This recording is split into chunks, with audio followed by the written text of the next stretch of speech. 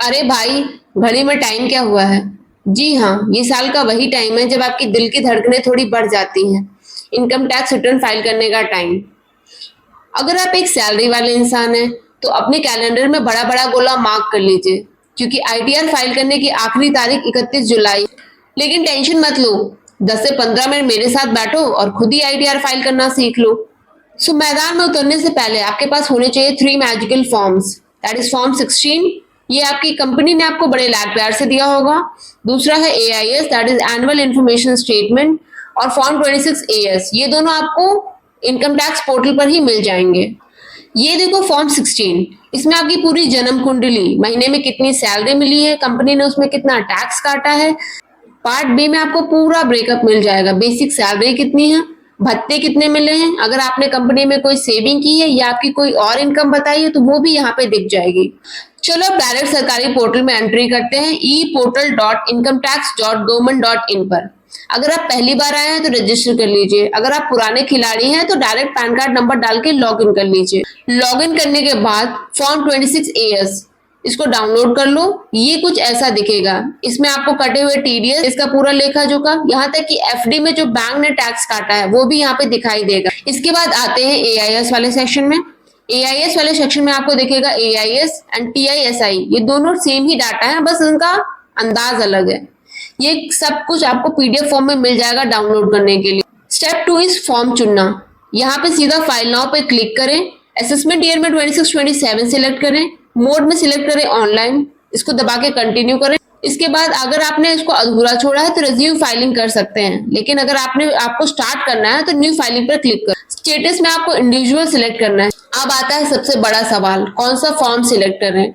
देश में 90% लोगों का आईटीआर 1 ही होता है, लेकिन इसमें पोर्टल में कुछ क्वेश्चंस पूछेंगे, आप उनका आंसर दीजिए और आपका फॉर्म सिलेक्ट हो जाएगा। क्वेश्चंस ये होंगे कि आपकी इनकम कितनी है, क्या आपकी विदेश में कोई प्रॉपर्टी या शेयर है, क्या आपकी इनकम 50 लाख से ऊपर है, क्या आप किसी कंपनी के डायरेक्टर हैं, या आपने स्टॉक मार्केट में या एफएनओ में कभी बिजनेस लॉन्च किया है जिसको आप आगे ले जाना चाहते हैं। ध्यान रखना, अगर आप ट्रेडिंग करते हैं और आप अपना लॉस कैरी फॉरवर्ड करना चाहते हैं तो आईटीआर फॉर्म आपके लिए नहीं है, फिर आपको आईटीआर 2 सिलेक्ट करना पड़ेगा। लेकिन हमारे लिए तो आईटीआर 1 ही है, सिस्टम ने खुद ही कह दिया है कि आपके लिए तो आईटीआर 1 ही है, तो let get started.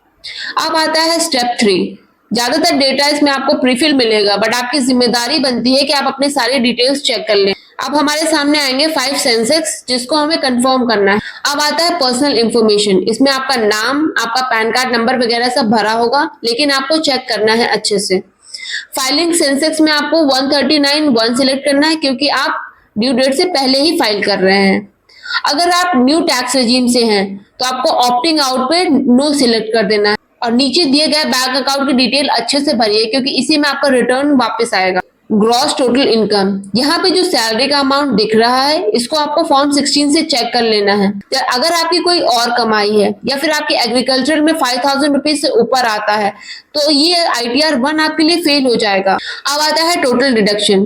Total deduction, अगर आप न्यू टैक्स रेजिम में है तो सरकार आपको ज्यादा छूट नहीं देती है, लेकिन अगर आप एनपीएस में है तो आपकी कंपनी जो आपको कंट्रीब्यूट करती है वो आप यहाँ पे क्लेम कर सकते हैं। टैक्स पेड, यहाँ दिखेगा आपकी कंपनी ने कितना टीडीएस काटा है। ट्विस्ट ये है कि अगर आपका टैक्स 10,000 रुपए से ऊपर है तो उसको आपको 31 मार्च से पहले ही भर देना है। अगर नहीं भरा तो सरकार बैंक रेट से ब्याज और पेनाल्टी लगा देती है। अगर हमारा टैक्स बचा है तो ई पे टैक्स में जाकर बचा हुआ टैक्स भरा और चालान डाउनलोड किया, उसकी सारी डिटेल्स, बीएसआर, चालान नंबर यहाँ डालकर अपडेट कर देना है। अब आता है टोटल टैक्स लायबिलिटी। पोर्टल 10 रुपए के राउंड ऑफ से चलता है, सो 10-20 रुपए बकाया हो तो उसको भर के आपको 0 कर देना है। अब आता है प्रीव्यू एंड वेरिफिकेशन। अब क्लिक करो प्रीव्यू रिटर्न पर, अपना नाम, शहर का नाम डालो, प्रोसीड टू वैलिडेशन कर दो। अगर आपका सब कुछ सही रहा तो स्क्रीन पे आ जाएगा वैलिडेशन सक्सेसफुल।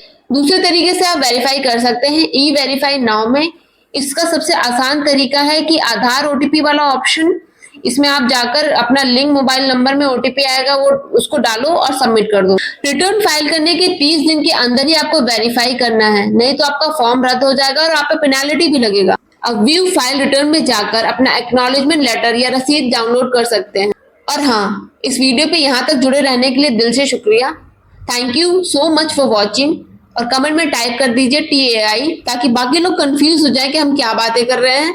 और मिलते हैं अगले वीडियो में। Thank you so much, bye bye.